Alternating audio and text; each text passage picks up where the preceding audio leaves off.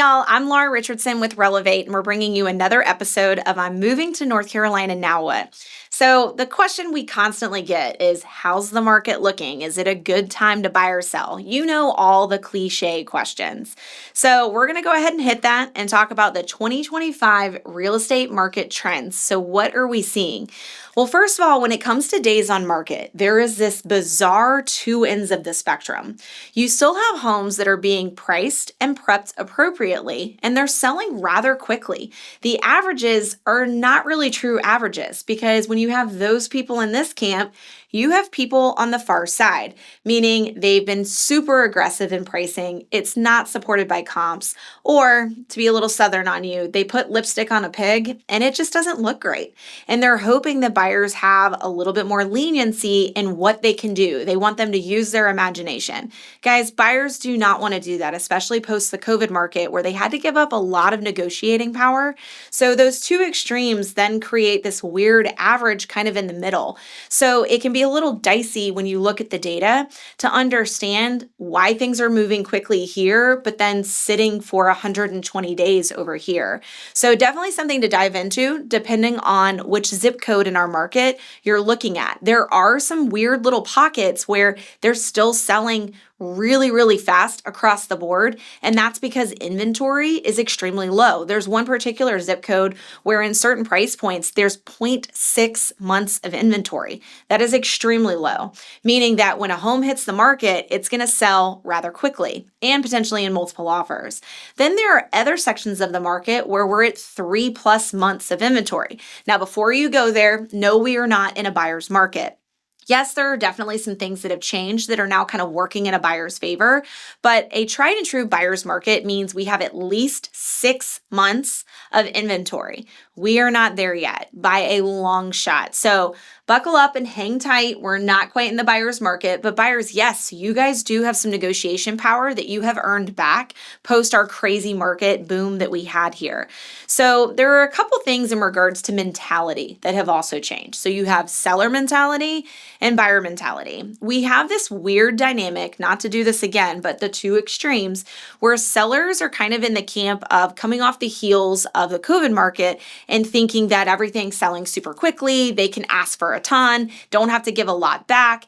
Buyers don't really have as much wiggle and all that good stuff. Sellers, I hate to tell you, but you're going to have to give some things. You're going to have to negotiate on those terms. You're going to have to understand that in order to sell your house, you need the buyer. You need somebody who's buying the product. So you've got to work with them to get the job done. Now, buyers on the flip side, many of you think it's now a buyer's market simply because we've gotten some negotiation power back. So buyers also have this mentality that it's 2008 and that we've hit an economic, recession or depression or anything crazy. Guys, again, we're not there yet. The economy is not where you think it is, and our market has always stayed really insulated. So if you're moving to RDU, Raleigh-Durham, you have to understand that our market, typically even coming out of the '08 market, was relatively safe in comparison to a lot of other areas where, economically speaking, from a real estate standpoint, things were kind of in the toilet. So you really need to know where you're moving to and kind of how aggressive or not you can be. So buyers and sellers, just know it's a symbiotic relationship. You need both sides in order to get the deal done. So try not to be in those two extremes. Understand that there is a relative sense of fairness and a little bit of quid pro quo that you've got to have in your negotiation process. Another big thing that we're seeing right now is negotiation fatigue. Y'all, I have had multiple, I'm talking about more than one negotiation process that has gone over a month, meaning there has been buying and selling and giving and taking and people rescinding offers and then putting them back on the table, or being so close in the negotiation where everybody kind of slides forward and then you get here, you're still not quite on the same page and both parties walk away.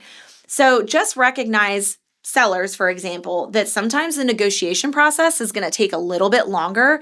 Buyers also don't throw in your hat too quickly because this is just a part of the game right now. There is a lot more steps that we have to take in order to get to that happy medium, way more so than in previous markets, even a year ago, where there might have been like one or two back and forth exchanges or just one. Now there can be upwards of like 10 exchanges that go back and forth with counter, counter, counter, counter. All right. So something else that's going on in our market right now, obviously I've tapped into this a little bit, is when it comes to days on market, we're also seeing some extremes in regards to price reductions or even some other terms that were non-existent a couple years ago, like concessions. Sellers, you guys do need to be prepared to potentially pony up some funds to help those buyers buy right now. Keep in mind that a couple years ago, interest rates were at a relative low, like an all-time low, meaning that it was not going to cost them a ton of money to have that house over time, right? Because you think about you're paying down this huge investment over a long period.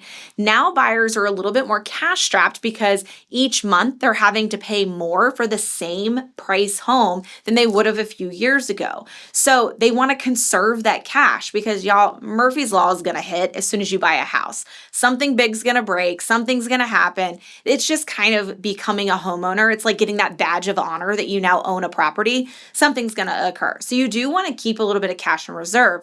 So sellers, you need to understand that buyers are bringing a lot of funds to the table. They've got their down payment, their closing costs, all the inspection fees, appraisals, etc. Plus, kind of being mindful of the home maintenance process. The last thing they want to do is not ask for something if there's a little bit of give and take and an opportunity there. So overall, in a nutshell, guys, 2025 is very different than some of the previous markets we've dealt with. The stats are also pretty significant in the number of agents who are leaving the industry.